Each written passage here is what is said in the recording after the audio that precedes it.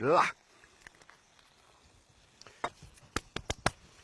Faremo un test, io mi accompagno con cucchiaio e forchetta perché voglio fare un acchiappo, come si dice.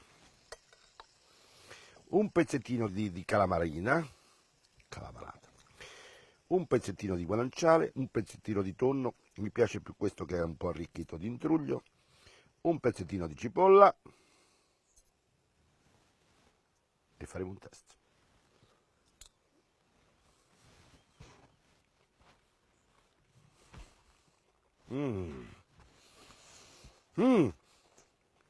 Allora, quando abbiamo giocato a fare questo piatto, il mio sospetto è che il tonno non si sentisse, invece siamo stati molto bravi nel gioco degli equilibri, è venuta una cosa molto molto buona, il tonno si sente. E come se si sente?